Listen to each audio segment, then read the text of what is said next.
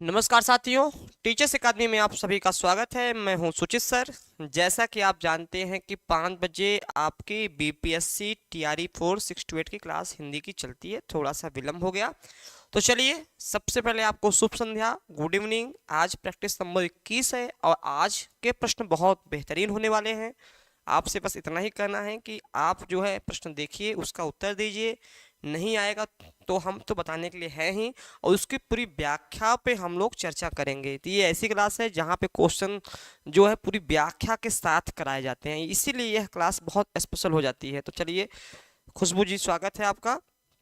अब जो है आज का जो क्वेश्चन है स्टार्ट करेंगे। तो ये जो है आपका क्वेश्चन है, पहले क्वेश्चन से हम लोग बात करते हैं।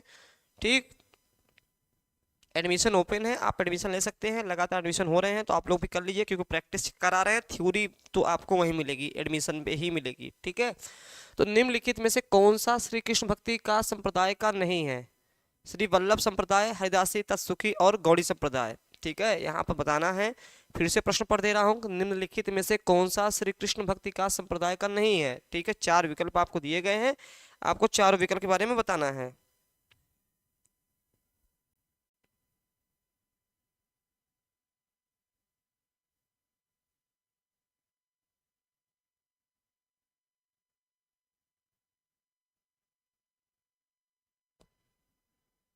जल्दी से आंसर करिए।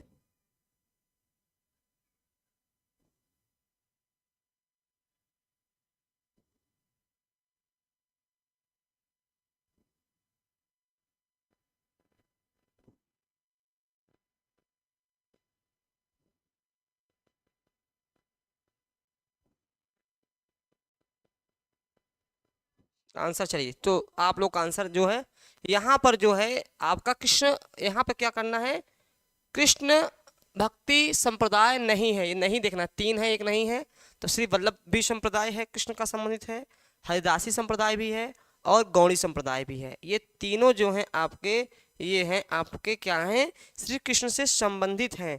लेकिन जो तत्सुखी संप्रदाय है वह आपका नहीं है, वह आंसर आपका नहीं है। ठीक है, तो अभी तक आंसर किसी नहीं आया।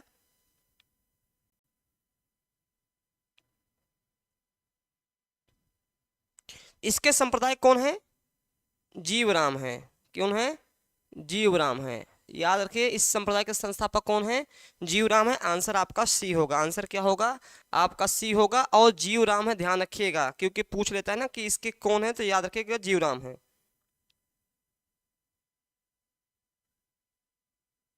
इसके कौन से हैं? वल्लभाचार्य।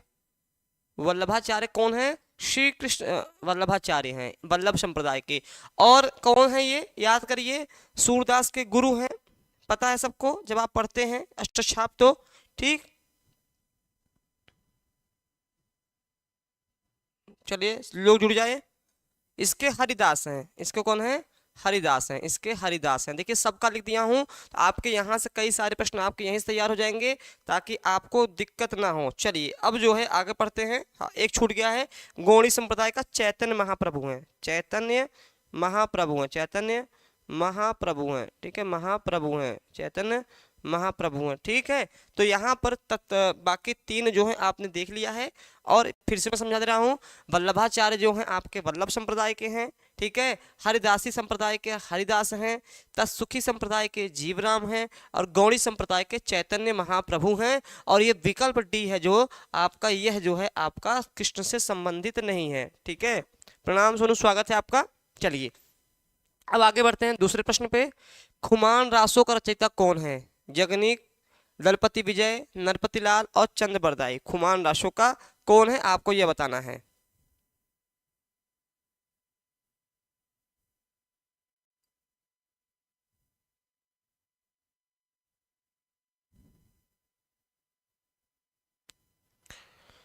खुमान रासो कौन है? दलपति विजय हैं।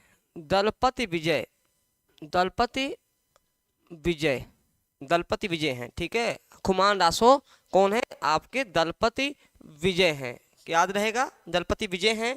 यह जो है 9वीं में लिखा गया था, 9वीं सदी में लिखा गया था। 9वीं सदी में लिखा गया था, सदी में 9वीं सदी में लिखा गया था। ठीक है, यहाँ पर जगनिक जो है, इसको कौन है? परमाल रासो। परमाल रासो जगनिक का है। इसको जो है आल्हा खंड भी बोलते हैं, आल्हा खंड भी बोलते हैं, आल्हा खंड, आल्हा खंड बोलते हैं। और यहाँ पर सबसे इम्पोर्टेंट चीज है कि यह कब गाया जाता है, यह बरसात में गाया जाता है, बरसात में गाया जाता है, बरसात में गाया जाता है, बरसात में गाया जाता है, ठीक है। और एक चीज और बता दूं, यहाँ पर एक विशेष जानने वाली चीज क्या है कि आप लोग मैहर मध्य प्रदेश में एक स्थान है, एक जिला है, पहले सतना में ही आता था, लेकिन अब मैहर अलग से जिला बन गया है, ठीक है। पहले सतना के अंतर्गत ही मैहर आता था। वहाँ पे माँ शारदा का मंदिर है, बहुत प्रसिद्ध है। माँ शारदा के मंदिर के ठीक पहले अगर आप जाएंगे तब देखेंगे वहां पर कि आपका आल्हा और उदल का आज भी वहां पर अखाड़ा विद्यमान है। और ये कहा जाता है, ऐसी मान्यता प्राप्त है, जो कि रिपोर्टर लोग भी गए हैं उस मंदिर में, माँ शारदा का मंदिर में। जैसे ही कपाट द्वार खोला जाता है, कहा जाता है कि आज भी आल्हा और उदल सबसे पहले जो है, आल्हा और उदल दो वीर थे, आल्हा और उदल, और उदल, आल्हा और उदल, ठीक है। आज भी ये कहते हैं कि फूल माला चढ़ा के चले जाते हैं सबसे पहले, यही। अगर आप लोग भी इस कहानी से परिचित होंगे तो जानते होंगे, ठीक। तो यहाँ याद रखिएगा, परमाल लासो आल्हा खंड का है, आल्हा खंड इसका दूसरा नाम है। इसके रचयिता कौन है? जगनिक परमाल लासो को आल्हा खंड कहते हैं। और बरसात में यह गाया जाता है, ठीक है। पृथ्वीराज रासो सबको पता है, पृथ्वीराज रासो, पृथ्वीराज रासो चंद्रबरदाई की है, पृथ्वीराज रासो किसकी है? चंद्रबरदाई की है, ठीक, सबको पता है, कोई दिक्कत? हाँ, तो याद रखिएगा।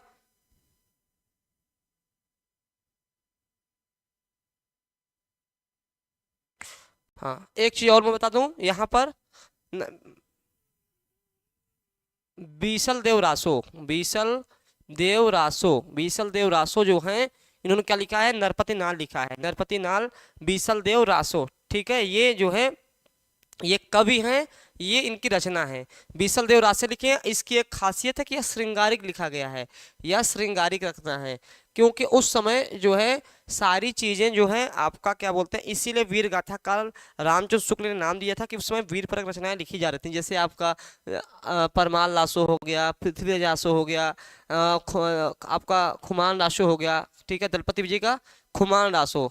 ये यहाँ मैंने गलत लिख दिया, थोड़ा सा इसको सही कर लीजिए, मैंने वही लिख दिया था खुमान रासो, मतलब ये जो खुमान रासो पूछा है ना, खुमान रासो, ठीक है, ये खुमान रासो, ठीक है। तो ये सारे उस समय आदिकाल में क्या लिखे जा रहे थे? आपके लिखे जा रहे थे, वीर परक रचनाएं लिखी जा रही थी। लेकिन उसी बीच में एक रचना निकल के आई नरपति नाल की। वह रचना क्या थी?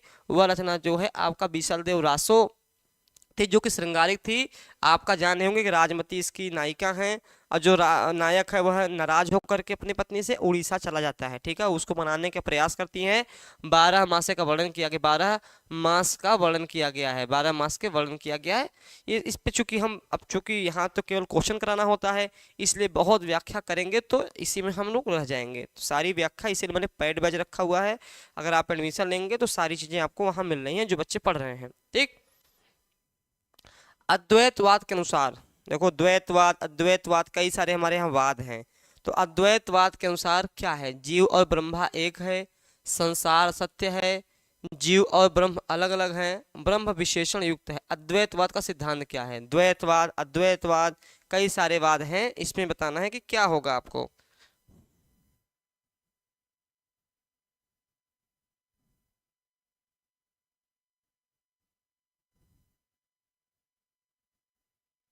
तो यहाँ पर अद्वैतवाद जो होता है, अद्वैत, द्वैत मतलब दो होता है, अद्वैत मतलब होता है जहां पर जीव और ब्रह्मा एक हों, जीव और ब्रह्मा एक हों, ठीक है, जीव और ब्रह्मा एक हों, अद्वैत, ठीक है, जहां पर आत्मा और शरीर को एक माना गया है। इसके जो है संस्थापक अद्वैतवाद के शंकराचार्य हैं। कौन है? शंकराचार्य हैं, शंकराचार्य हैं, ठीक है, शंकराचार्य हैं। और इसी में एक आता है द्वैतवाद। कौन सा आता है? द्वैतवाद, द्वैतवाद। इसके कौन है? मध्वाचार्य हैं। कौन है?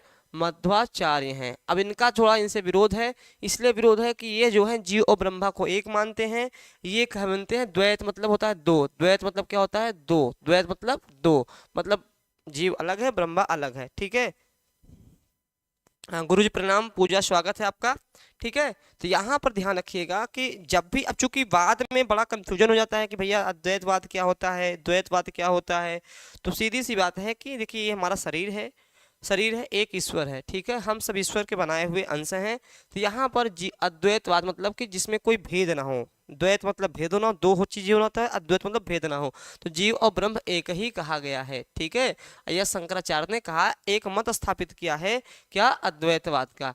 जैसे ही द्वैतवाद पढ़ेंगे, द्वैत मतलब दो होता है, उनके लिए जीव अलग होता है, ब्रह्मा अलग होता है, ठीक। इस चीज का विशेष ध्यान रखिएगा। चलिए आगे पढ़ते हैं। वृंदालाल वर्मा, वृंदालाल वर्मा का प्रसिद्ध उपन्यास कौन सा है। देखिए उपन्यास बहुत सारे हैं, लेकिन कुछ उपन्यास ऐसे होते हैं कि जो आज तक प्रसिद्ध के रूप में मतलब फेमस हो गए, तो हम लोग पढ़ते हैं। दादा कामरेड, मृगनयनी, भाग्यवती और सेवा सदन, ठीक। तो जल्दी से फटाफट बताइए, जवाब दीजिए।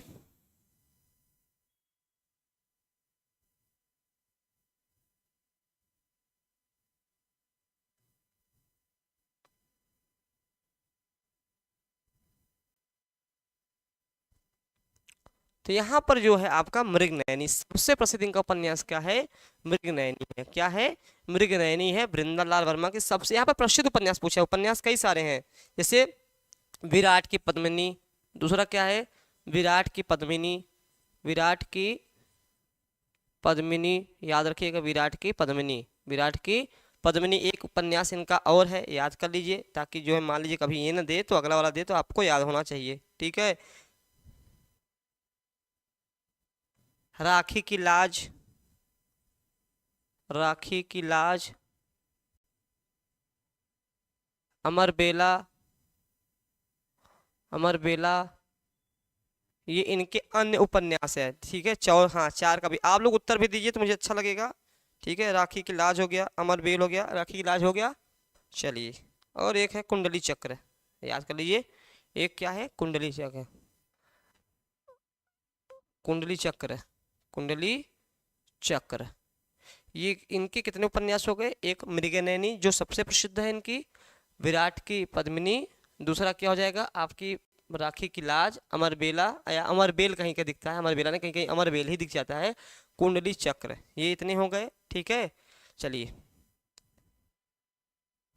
रक्षाबंधन भी है, बहुत सारे हैं, राखी, हाँ राखी की लाज है, रक्षाबंधन भी, चूंकि हम लोग जो कुछ ज्यादा पूछे जाते हैं। चलिए, दादा कामरेड किसकी है, यशपाल की है, यशपाल की, किसकी है, यशपाल की है। आप लोगों ने उपन्यास कौन सा पढ़ा है, कोई उपन्यास पढ़ा हो बताएं।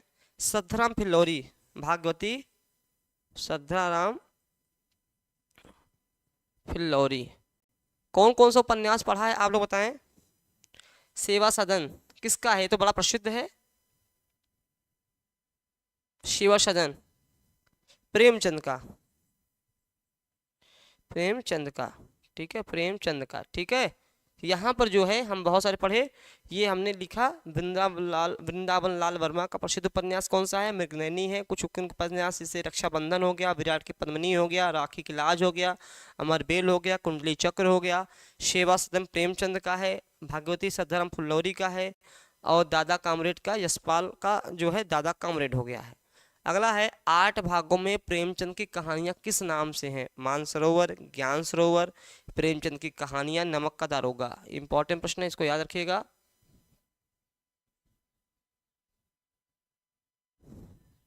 ठीक, जल्दी से बताए, प्रेमचंद।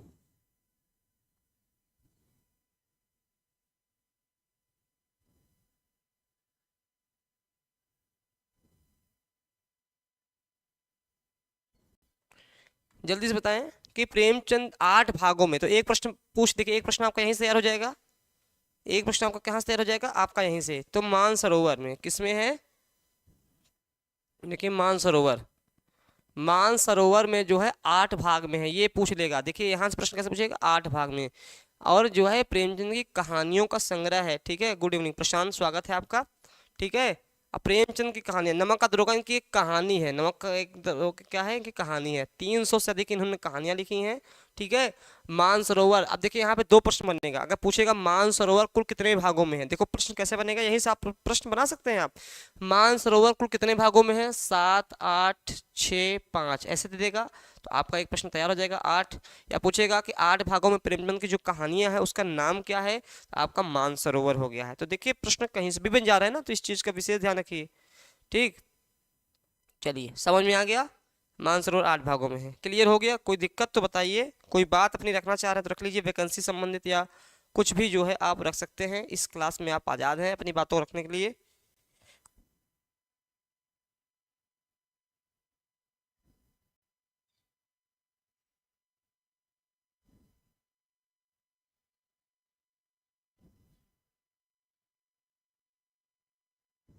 चलिए, तुच्छ मनुष्य की मित्रता शीघ्र ही समाप्त हो सकती है, भाव को व्यक्त करने के लिए लोकोक्ति कौन सी प्रयोग होगी?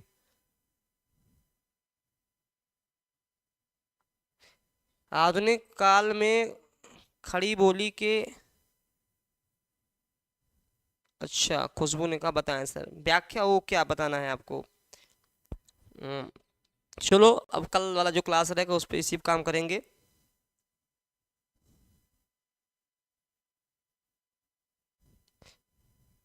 हाँ चलो, मैं चर्चा करूंगा, खड़ी बोली की शुरुआत पे चर्चा कर दूंगा थोड़ा सा।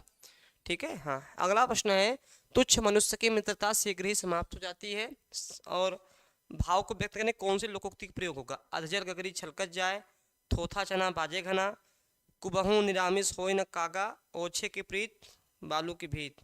ठीक। देखो खड़ी बोली के जनक, देखो खड़ी बोली के जनक की शुरुआत जो होती है, देखो कई यहाँ तो कई प्रकार से प्रश्न आते हैं। देखो एक तो खड़ी बोली की जो है खड़ी बोली में जो कविता लिखता था पहले कौन होगा? खड़ी बोली में देखिए कई प्रकार से होते हैं, प्रश्न को कैसे पूछा जाता है ये मायने रखता है। ठीक है, हाँ। कस्बू बिहार स्टेट की वैकेंसी प्रशांत मार्च तक उम्मीद है आ जाए, मार्च तक, क्योंकि फरवरी में तो काउंसलिंग है 5 फरवरी तक, तो मुश्किल है। मार्च तक हम लोग उम्मीद कर रहे हैं कि लास्ट मार्च तक आ जाएगा।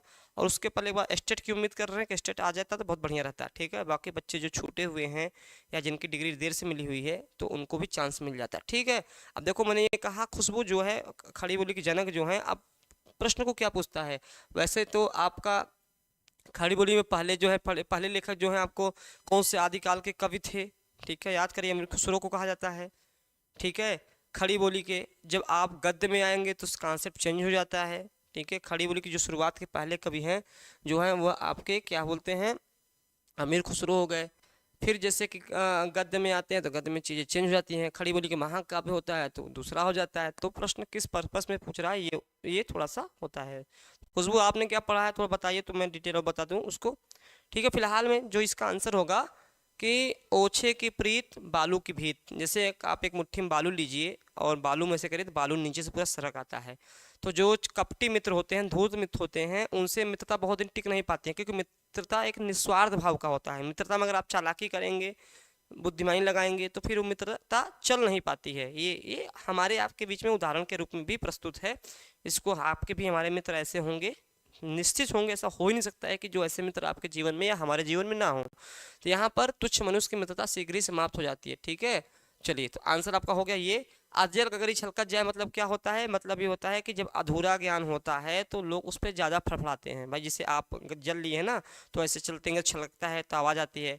और ऐसे ही जो कम ज्ञानी होते हैं वो ज़्यादा बकैती करते हैं, वो ज़्यादा ही लगातार जो है वो बोलते रहते हैं। जो ज्ञानी होते हैं जिनके पास सही में ज्ञान है वो गंभीर होते हैं। इसका हो गया। हाँ, थोथा चना बजे न घना, वो सेम कॉन्सेप्ट इसका भी है, थोथा चना न बजे घना। ठीक, इसका भी सेम चीज़ है। हाँ, जैसे कि थोथा चना मतलब क्या होता है? बाजे गाना। जो अल्पहीन होते हैं, जो कम ज्ञानी होते हैं, वो अपनी डींग हाँकते रहते हैं, डींग हाँकना बोलते हैं। ठीक है, कि थोथा चना बाजे घना मतलब है कुछ नहीं लेकिन बातें ऊंची ऊंची। ठीक है, जूतियों में दाल बांटना मुहावरे का सही अर्थ क्या है? दुखी होना, अपमान करना, चापलूसी करना, लड़ाई झगड़ा करना। अच्छा, इस बार मैं सोच रहा हूँ, पूरी उम्मीद है, 2 बार से प्लान बना रहा हूँ, संडे को महा मैराथन ले लूँ, कोई दिक्कत तो नहीं है? संडे को कोई अगर अड़चन ना आई तो कोई दिक्कत नहीं। 26 जनवरी हालांकि संडे को है, ऑफिस अगर खुलती है, रविवार को जो है अगर मैराथन लूँ या पुराने पेपर निकलवा के करवा दूँ तो ठीक रहेगा ना, 2 घंटे का, कोई दिक्कत तो नहीं है?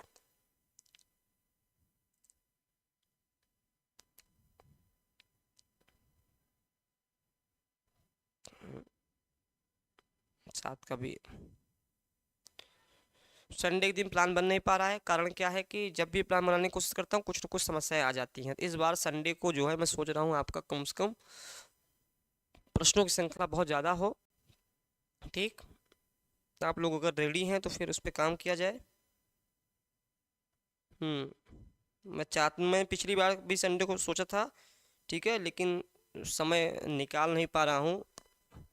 ठीक है, जूतियों में दाल बांटना मतलब क्या? दुखी होना, अपमान करना, चापलूसी करना, और चौथा विकल्प है। हाँ, नहीं, मैं पूरा प्रयास करूँगा। ठीक है, तो उसमें जो है आपके सारे टॉपिक रहेंगे। या तो पहला प्रयास होगा कि पुराने जो पेपर आपके हुए हैं उसको सॉल्व करा देना। ठीक है, लड़ाई झगड़ा हो जाना। जूतियों में दाल बांटना मतलब क्या होता है? लड़ाई झगड़ा हो जाना। ठीक है, हाँ। हाँ, या तो पुराने पेपर को संग्रह करा करके थोड़ा सा आपको कर देना। अपमान करना मतलब हुज्जत करना,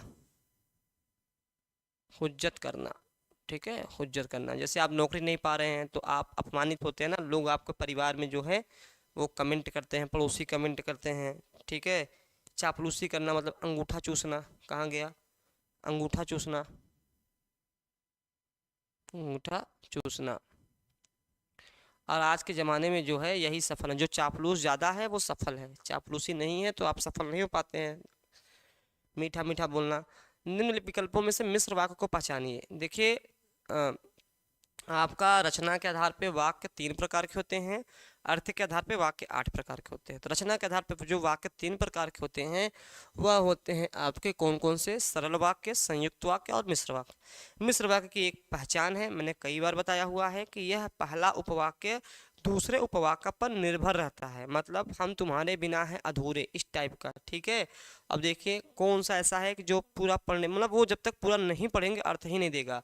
वह भले ही समझदार न हो पर अच्छा है, वह दिल लगाकर पढ़ता है। यदि आप आज्ञा दे तो मैं आगे जाऊं, इस समय सर्दी है तो कोट पहन लो। देखो, इस समय सर्दी है, ये अपना पूरा अर्थ दे रहा है। ये भी, हाँ, कोट पहन लो, ये भी पूरा अर्थ दे रहा है। तो ये क्या हो जाएगा? आपका संयुक्त वाक्य हो जाएगा, संयुक्त वाक्य हो जाएगा। ठीक है,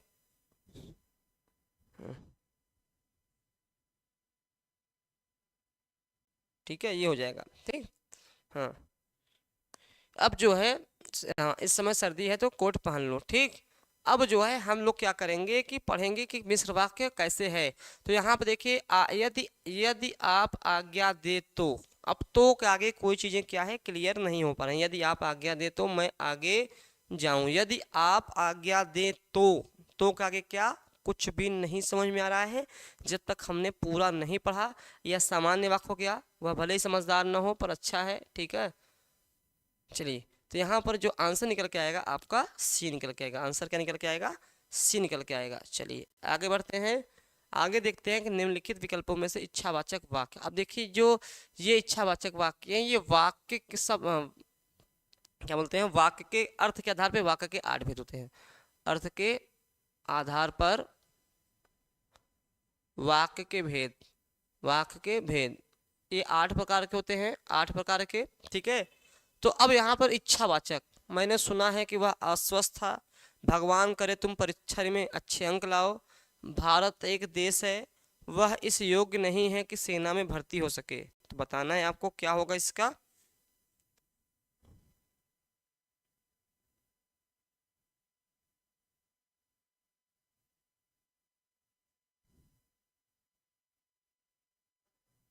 देखो, इच्छा, आशा, शुभकामना, ये सब चीज़ें क्या होती हैं? शुभकामना जो है, ये सब किस में आती हैं? आपके इच्छावाचक में आती हैं। जब आप किसी के लिए इच्छा करते हो, आशा करते हो, शुभकामनाएं देते हो, तब यहाँ पे क्या हो जाएगा? आपका हो जाएगा, जैसे भगवान करे तुम परीक्षा में अच्छे अंक लाओ। जैसे मैं ये कहता हूँ ना कि हे ईश्वर करे आपका जो भी तैयारी कर रहे हो परीक्षा के लिए, आपका उसमें चयन हो जाए। ये क्या है? ये इच्छा हमारी है। ठीक है, चलिए, भारत एक देश है, ये जानकारी है।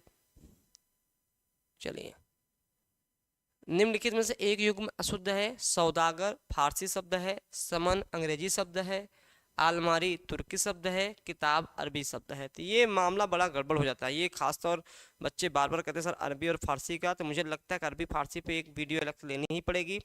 ठीक है, हाँ। यहाँ पर कौन सा एक लग ही रहा है कि कौन सा आपको गलत है उसको बताना है।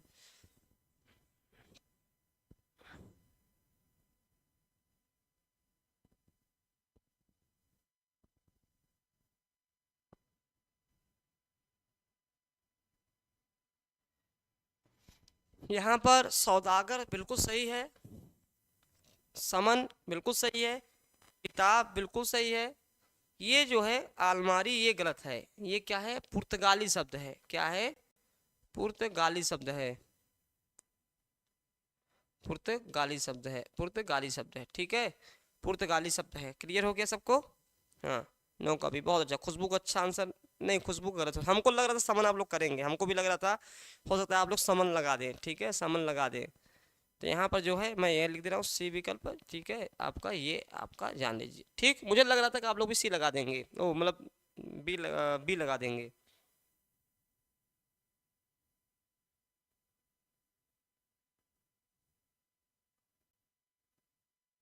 चलिए अगला प्रश्न देखते हैं। अब आपको बीपीएससी में जो जीएस का पैटर्न है वो भी आपको टीचर्स अकेडमी में मिल जाएगा। आपको कहीं जाने की आवश्यकता नहीं है। आप जो है जीएस भी अगर पढ़ना चाहते हैं तो आप जो है 96 28 95 92 37 पे कॉल कर सकते हैं, क्योंकि जीएस 40 नंबर का आएगा, 40 नंबर का आएगा। ठीक है, और सब्जेक्ट जो है 80 नंबर का आएगा। जब तक आप इसमें कितना भी अच्छा कर लीजिए, इसमें अच्छा नहीं करेंगे तो चयन बहुत कठिन है। ठीक है, बहुत बच्चों का विषय बहुत अच्छा रहता है। हाँ हाँ, देखा मैंने देखा, खुशबू बाद में देखा। हाँ कोई बात नहीं है, मैंने देख लिया। ठीक, तो 40 नंबर का जो है 80 नंबर का, तो ये जीएस का भी हमारे यहाँ चल रहा है। आप जो है अगर जीएस भी पढ़ना चाह रहे हैं, जीएस का भी बैच लेना चाह रहे हैं, आप 96 28 95 92 37 पे कॉल कर सकते हो। तो यहाँ पर जो है मूल संस्कृत शब्दों में ध्वन्यात्मक परिवर्तन से बने शब्द क्या कहलाते हैं? ठीक है, यौगिक, तद्भव, तत्सम, तत्सम, संकर। सबसे पहले ये किसके भेद होते हैं? ये उत्पत्ति के आधार पे शब्द के भेद जब बांटते हैं, उत्पत्ति के आधार पे, मैंने एक दिन बताया था ना, उत्पत्ति के आधार पर शब्द के भेद, शब्द के भेद, शब्द के भेद। ठीक, उत्पत्ति के आधार पर शब्द के भेद कितने होते हैं? 4 होते हैं। ठीक है, देशज, विदेशज, तत्सम और तद्भव होते हैं। ठीक, हालांकि इसमें अलग अलग दिए हुए हैं, लेकिन यहाँ पूछा क्या है प्रश्न नंबर 11 में कि मूल संस्कृत शब्दों में जो ध्वन्यात्मक परिवर्तन, अब जब परिवर्तन हो गया तो सीधी सी बात है क्या हो जाएगा? तद्भव शब्द हो जाएगा। अगर संस्कृत के शब्द रखे जाते हो बहु वही तो वह तत्सम कहलाते हैं, लेकिन जैसे ही संस्कृत का परिवर्तन हुआ रूप, वह सीधे बन गया तद्भव रूप में। ठीक है, चलिए ये किसके अंतर्गत आते हैं? तद्भव, तत्सम, देशज और विदेशज, ये किसके अंतर्गत आते हैं? किस भेद के अंतर्गत आते हैं? उत्पत्ति के आधार पे जब हम शब्द के भेद करते हैं तब उसके अंतर्गत यह आते हैं। वीणा पाणी में समास है, परिचित है इस समास से, कई बार उदाहरण पूछा गया है।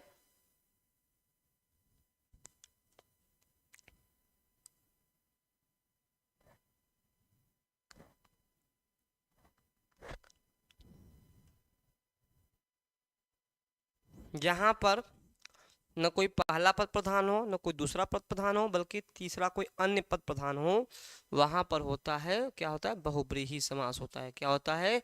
बहुब्रीहि समास, अन्य पद प्रधान होता है। वीणा पाणी मतलब होता है वीणा को धारण करने वाली अर्थात सरस्वती माँ। ठीक है, तो यहाँ पर इसलिए क्या हो जाएगा? बहुब्रीहि हो जाएगा। तो बहुब्रीहि बहुत सारे उदाहरण, मतलब तीसरा अर्थ प्रधान हो। जैसे हमने लिखा दशानन, तो दशानन किसका है? 10 है, आनंद जिसके अर्थात रावण। ठीक है, पतझड़, पतझड़ में क्या होगा? पतझड़, पतझड़ में कौन सा होगा? कोई बता सकता है? खुशबू अच्छा बताओ, पतझड़ में कौन सा समास होगा और क्यों होगा? पतझड़ में क्यों होगा? चारपाई, पंकज। अब देखिए सबका, पतझड़ मतलब ये होता है कि पत्तों के गिरने का एक विशेष मौसम, पत्ते हर महीने में नहीं गिरते हैं, एक विशेष मौसम में गिरते हैं, इसीलिए हम उसको बोलते हैं पतझड़। तो इसलिए यह बहुब्रीहि में चला गया। दशानन तो चलो फेमस है। पंकज, चारपाई, देखिए चारपाई मतलब होता है चार, चारपाई मतलब जिसके 4 पैर हो। 4 पैर कुत्ते के भी होते हैं, हाथी के भी होते हैं, गाय के भी होते हैं, लेकिन यहाँ पर है 4 पावों वाला सोने का विशेष स्थान, इसलिए यहाँ पे क्या हो जाएगा आपका? बहुब्रीहि हो जाएगा। पंकज, पंक मतलब कीचड़, जब मतलब उत्पन्न, कीचड़ में जो उत्पन्न हो अर्थात कमल, तो यह कमल के लिए विशेष हो गया। जब कोई चीज किसी के लिए विशेष हो जाती है तो वह बहुब्रीहि के अंतर्गत आती है। सबको समझ में आ गया? दोपहर में, चलो ये बताओ दोपहर में।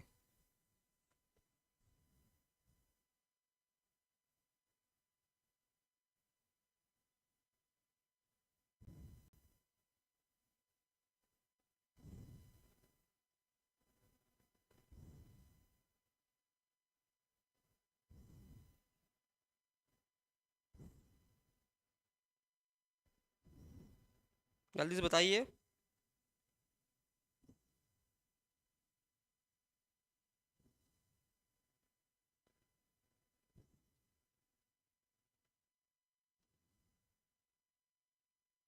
चलिए, दोपहर मतलब होता है कि दो पहरों का समूह, दो पहरों का समूह, दो पहरों का समूह क्या होता है, दोपहर। ठीक है, जहां पहला पद संज्ञा, नहीं, पहला पद संख्या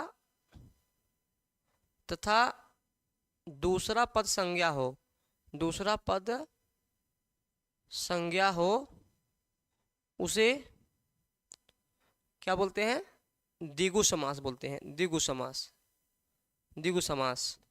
ठीक है, द्विगु समास बोलते हैं। अच्छा, मैं एक उदाहरण दे रहा हूँ, खुशबू और भी जो बच्चे हैं, प्रशांत, ठीक है, एक मैं उदाहरण दे रहा हूँ, आप लोग उसको बताइएगा कौन सा समास है, तब मुझे लगेगा कि आपकी तैयारी अच्छी हुई है। ठीक है, मैं यहाँ लिख दे रहा हूँ, बताइएगा।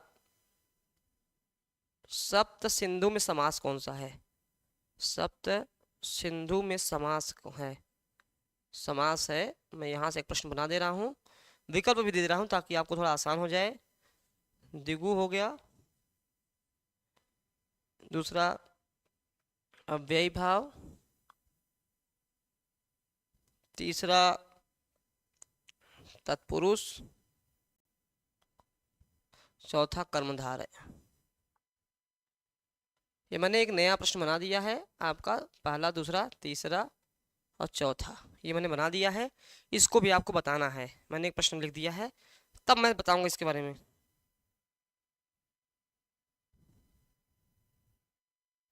ठीक, नहीं, नाम बताओ, इसका प्रश्न क्या होगा।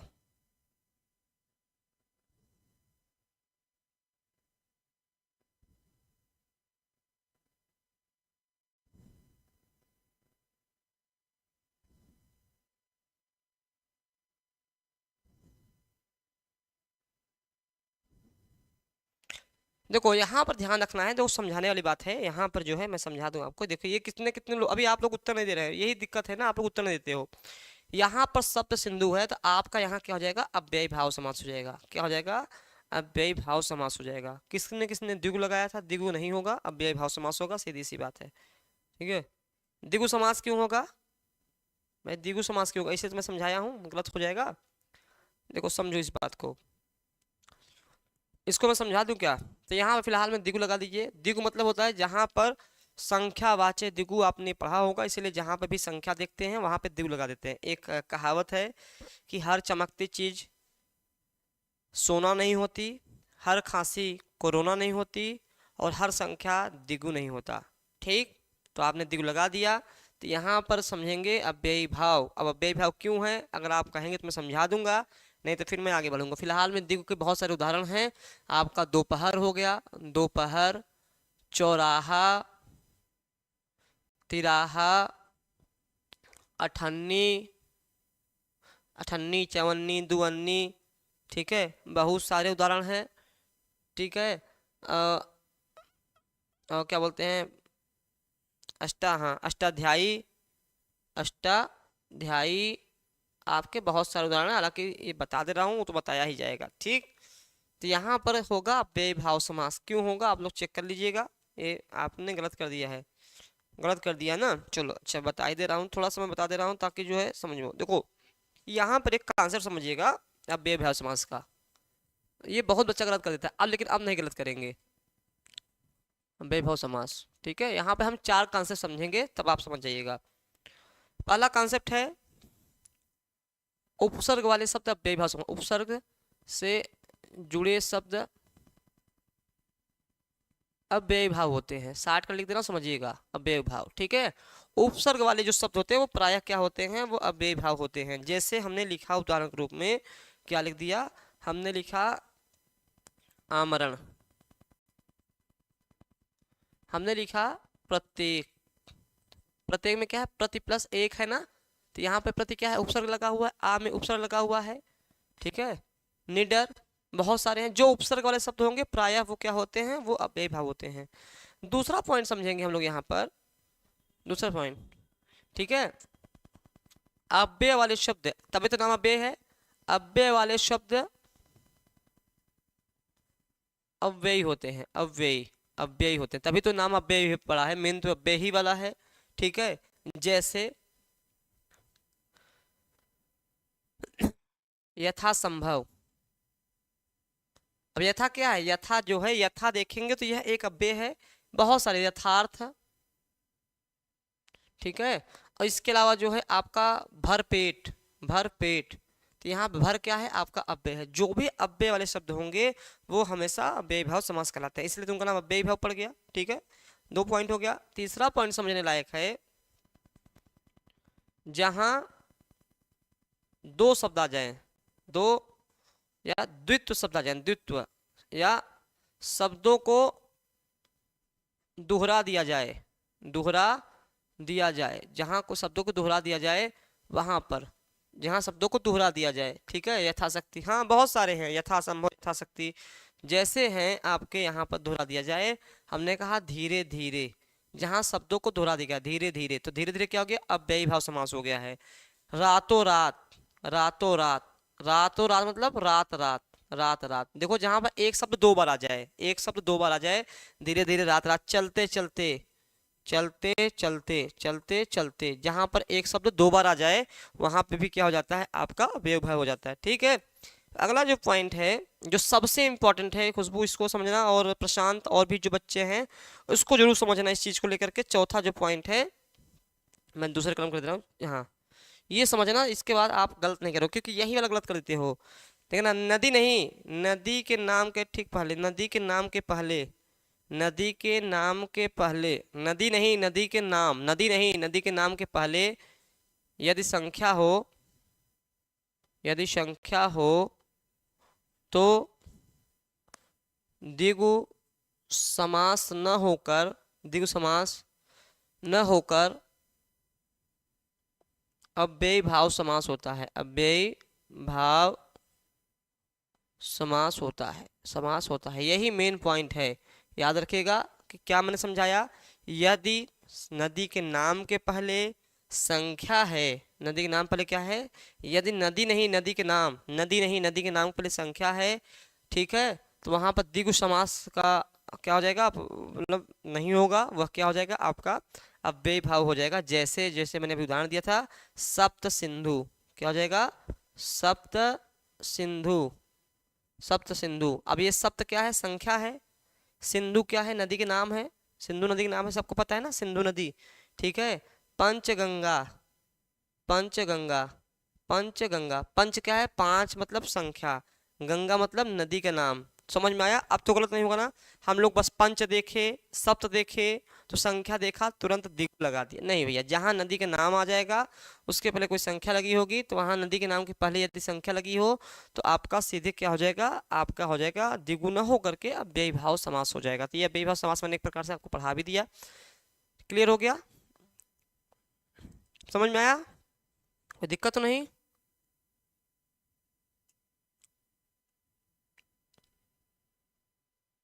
अब नहीं गलत होगा ना, हाँ इसको स्क्रीनशॉट ले लो, मैं बगल हो जाए लिख, कॉपी लेके बैठे रहा करो। ये बहुत बच्चे गलत कर देते हैं, बहुत बच्चे गलत कर देते हैं, समझ गए ना, गुड। हम्म, इसके लिए पता है ये क्यों होता है, चूंकि किसी बच्चे ने पूछा सर क्यों होता है, नदीभिश्च सूत्र होता है, नदीभिश्च सूत्र होता है, नदीभिश्च सूत्र होता है, जब आप, चूंकि संस्कृत में भी समास है, नदीभिश्च एक सूत्र है, उसके कारण ये हो जाता है। समास में संस्कृत में जाएंगे तो बहुत लंबा पैटर्न हो जाएगा, केवल मैंने एक साधारण तरीके से आपको समझा दिया, आप समझ जाइए। नीचे दिए गए शब्द का सही संधि विच्छेद वाला विकल्प पहचानिए, सही संधि विच्छेद वाला विकल्प मतलब संरक्षण है, क्या है, संरक्षण है, तो क्या कर रहा है, स प्लस रक्षण, सम प्लस रक्षण, स्म शब्द रक्षण, सन प्लस क्षण। बहुत अच्छा लिख लिया, हाँ लिख लिया करिए, नहीं तो बाद में ना दिक्कत हो जाएगी, बता देंगे तो आराम रहेगा ना।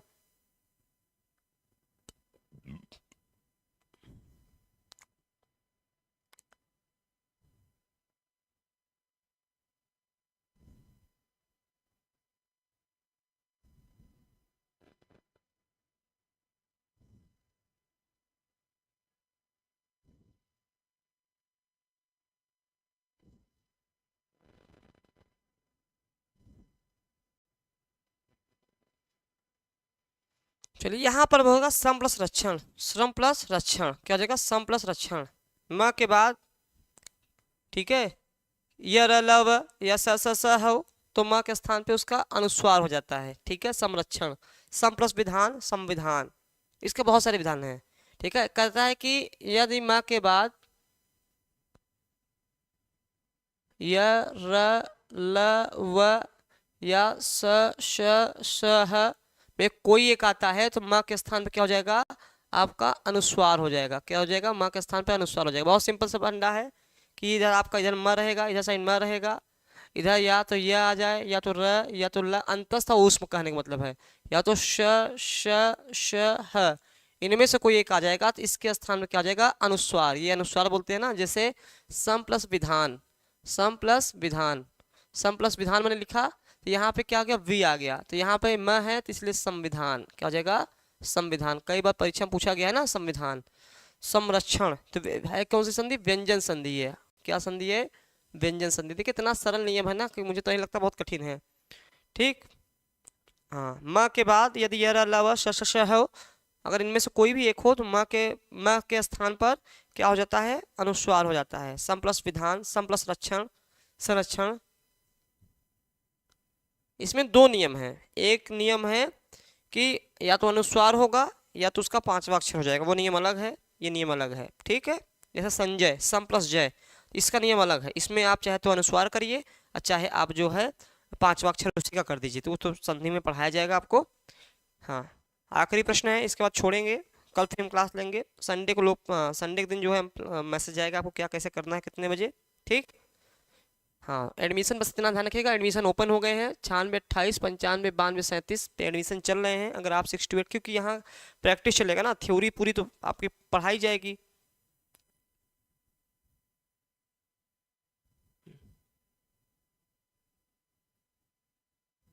चलिए, ये आखिरी प्रश्न है, इसके बाद कल सीरीज हम इसको चलाएंगे अल्लाह कि तदाकार, तदाकार, तद प्लस आकार, तत् प्लस आकार, तदा प्लस कार, तदा प्लस आकार। तो सबसे पहले यह व्यंजन संधि है। क्या है, व्यंजन संधि है, व्यंजन। क्योंकि जैसे आपने ये देख लिया ना तो आप व्यंजन लगा दीजिए। ठीक है, व्यंजन संधि है।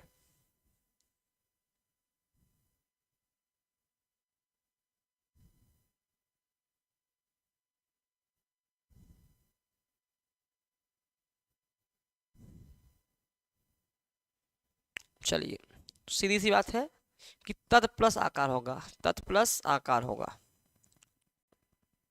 अच्छा बताइए व्यंजन में कौन सी संधि है, चलिए छोड़िए, व्यंजन में संधि है, व्यंजन में संधि है, ये बताइए।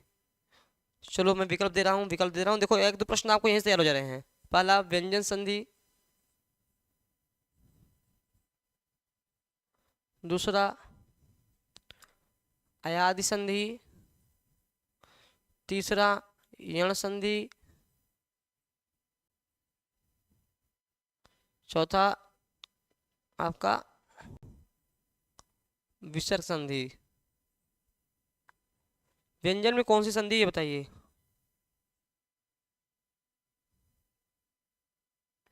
आते तो हैं मैं सर, 2 3 4 दिन नेहा जी छुट्टी लिए थे वहां पे, 2 3 दिन छुट्टी लिए थे तो आते तो हैं। अभी कल भी आए थे, क्लास हो सकता है 9 दिख रही हो। आप ना कुछ मत करिए, 96 28 95 92 37 पे कॉल कर लो। क्लास, हाँ 3 4 दिन वो बाहर चले गए थे तो नहीं थे, लेकिन अब वो आ गए हैं तो क्लास तो लेना उन्होंने शुरू कर दिया है।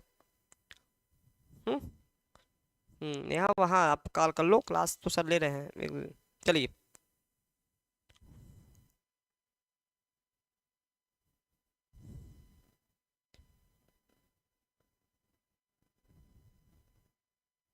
हाँ बहुत अच्छा खुशबू, ये क्या है आपका, यण संधि है। मैंने एक ट्रिक बताई थी, क्या बताई थी, ट्रिक बताई थी।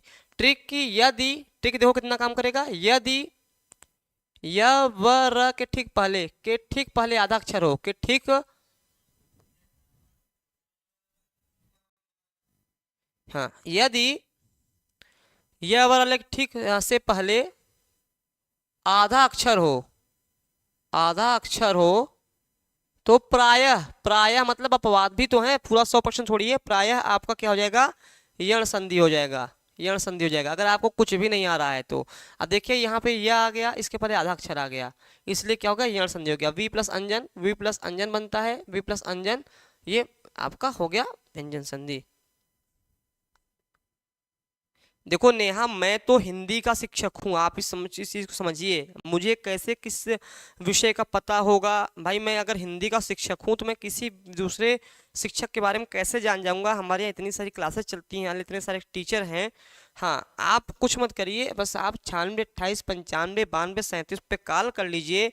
वहाँ पे ऑफिस में आपकी सहायता के लिए लोग बैठे हुए हैं, स्टाफ बैठा हुआ है, वो बता देगा कि महेश सर की क्लास कितने बजे चल रही है, किस पर चल रही है, वो सारी जानकारी दे देंगे। मैं ठहरा एक साधारण सा शिक्षक अपने विषय को लेके। हाँ, वैकेंसी के बारे में कुछ पूछते हैं, मैं बता देता हूँ, क्योंकि मेरा वैकेंसी को लेके भी मैं अपडेट, आप मेरा रोज का न्यूज़ देखते हैं। हाँ, अभी 7 बजे एक बहुत महत्वपूर्ण सूचना मैं देने जा रहा हूँ, ठीक है? आज का प्रश्न इतना ही था। 7 बजे अभी एक जो है 7 बजे क्लास रहेगी, इसमें आप लोग जरूर जुड़िएगा। 7 बजे क्लास रहेगी, उस क्लास में यह रहेगा कि जीआईसी प्रवक्ता में जो बीएड का चल रहा है चर्चा, जीआईसी प्रवक्ता में बीएड का चर्चा कल से उठ रहा है, क्या सच है या झूठ? सच है या झूठ?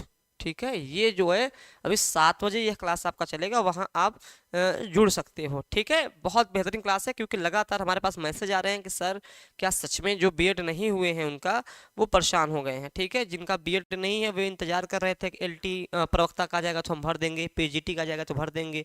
तो बीएड नहीं है तो उनके लिए विशेष है।